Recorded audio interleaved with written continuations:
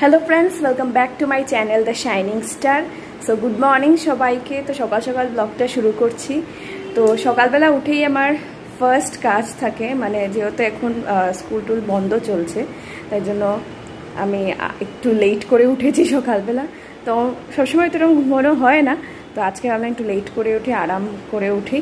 আর চোখ টোক দেখেই বুঝতে পারছো ঘুম কতটুকু হয়েছে আমার।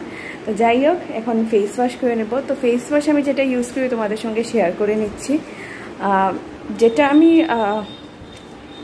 ইউজ করি এটা হলো, এখন রিসেন্টলি আমি একটু চেঞ্জ করেছি। এটা হলো শ্রী শ্রী তত্ত্বা শুদ্ধ কা নাম অ্যান্টি অ্যাকনি ফেস ওয়াশ। যেহেতু তোমরা জানো আমার প্রচুর অ্যাকনি রিলেটেড ফেস, এখন ক্লিন আছে, কয়দিন পরে আবার হয়ে যাবে, কোনো ব্যাপার না, মানে এটা হতেই থাকে। তো আমি কি করেছি, আমার জীবনসঙ্গী করে নিয়েছি এগুলো টাইপের অ্যান্টি অ্যাকনি ফেস ওয়াশকে। যখনই আমি কোনো ফেস ওয়াশের মধ্যে গ্রিন টি দেখি, তারপরে অ্যান্টি অ্যাকনি ফেস ওয়াশ আছে বা স্পটলেস বলা হয়, কি মানে অ্যাকনি হওয়ার পরে একটু হলেও স্পট হয়। আমরা বলি নোক লাগাবে না, নোক লাগালে স্পট হয়, বাট নর্মালিও আমি দেখেছি স্পট হয়।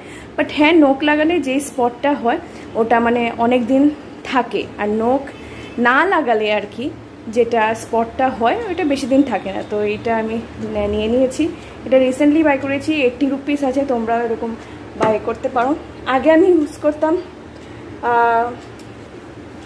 চন্দ্রাবতী, বাট চন্দ্রাবতীটা আমাদের দেখে এখন একদমই অ্যাভেলেবেল না। আমি অনেক রিভিউ দিয়েছি এই ইউটিউব চ্যানেলে, বাট এখন নেই। আর লাস্ট 2-3টা কিনে রেখেছি, এখন দেখছি আর এটার উপরে ডিপেন্ড করলে চলবে না, তো চেঞ্জ করলাম। আর আমার অবস্থা দেখো, যখন ফেস ওয়াশ কিছু শেষ হয়ে যায়, তোমরা এরকম করো কিনা জানি না, আমি যতটুকু থাকি এটার মধ্যে বাঁচানো, আমি এটাকে কেটে কুটে একদম যতটুকু থাকে বের করি। তো এই ফেস ওয়াশটা বেশ ভালোই ছিল, ব্লেমিশ কন্ট্রোল কেসেরও ছিল, জানি না অরিজিনাল কেসের কি না। তো যাই হোক, এইভাবে সকালটা শুরু করলাম। আর কাপড় টাপড় সব ভিজিয়ে দিয়েছি, জলটা বেশি হয়ে গেছে, এটাকে এগুলো নিয়ে তো সমস্ত যেগুলো শাড়ি স্কুলে পরে যাই সব আজকে ধুতে দিয়েছি, কেননা বন্ধর মধ্যে সব সাফ সাফাই হয়ে গেলে ভালো। আর পরে আমি কয়েকদিন আবার নাও থাকতে পারি এখানে, তো তাই জন্য ভাবলাম আগে এই সব কাজগুলো শেষ করে নিই। আর আজকের ওয়েদারটা ভীষণ ভালো, বৃষ্টি টিষ্টি না থাকলে বেশ ভালোই লাগে।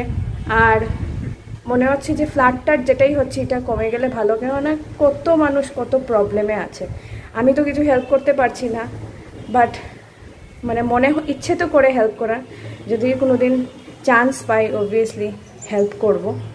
তো যাই হোক, ওয়েদারটা আজকে খুবই সুন্দর। তো এখানে আমি আমার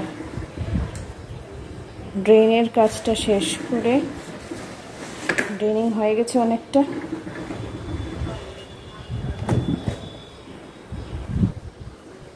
চলো ওয়াশিং মেশিন এখন নিজের কাজ করুক, কতটুকু ঘুরতে পারছে দেখে নিই। যাই হোক, ঘোরা চলছে। কিছু কাপড় ধুয়েছিলাম, বৃষ্টির জন্য ওঠাতে লেগেছে, এখন আবার এগুলোকে দিচ্ছি। আমি আর ছাদে যাই না, মানে এখানেই দিয়ে দিই। তো এখানে বেশ আমার রোদ আসে, তোমরা দেখেই বুঝতে পারছো রোদটা অনেকটাই আসে, তো এখানেই শুকিয়ে যায়। আর ওয়াশিং মেশিনে তো অলরেডি মানে চেপা থাকেই। কালকেও যেরকম, এটা একটা নিউ ড্রেস আমি আনিয়েছি, তোমাদের সঙ্গে পরে শেয়ার করব। খুব ভালো ড্রেসটা, কোয়ালিটিটা ভালো। তো কি হয়, কিছু জিনিস আসার পরে আমি না ধুয়ে পড়ি না, কেননা না ধুলে কত মানুষ এটাকে ট্রায়াল করছে, ট্রায়াল করে আবার রিটার্ন করছে। তো একবার তো আমিও পরে দেখি অবভিয়াসলি, তো ধুয়ে নেওয়াটা সবচেয়ে বেস্ট। আর বিছানা আমি এখনও কিছুই গুছাইনি, ভাবলাম আগে এই কাজ করে নেই, কেননা আমার এখানে কি হয়, 12টা যখন স্টার্টিং হয় তখন এই রোদটা এদিকে আসে। তো এইটাই এই করে আমি যতটুকু কাপড় বাড়ি সব দিয়ে দিই, আর 3টের মধ্যে সব শুকিয়ে যায়। তো এই তাড়াটা থাকে। আগে দেখতাম মার খুব এই জিনিসটা নিয়ে তাড়া থাকতো, যে সকাল সকাল কীভাবে কাপড়টা ছাদে দেওয়া যায়। আমি বলতে আচ্ছা, পরেও তো দেওয়া যায় না, না মা বলতো না আগে কাজটা শেষ করে নিই, তাহলে একটা ভালো আর কি গুছানোও হয়ে গেল, তাড়াতাড়ি আলমারিতেও ঢুকে গেলো। আর যখন এই যে আমার জামা কাপড় সব এখন জমানো রয়েছে, এটা নিয়ে কতদিন যে বসছি বৃষ্টির জন্য, মানে বয়ে লাগে। তো চলো চটজলদি আজকের কাজটা করে নিই।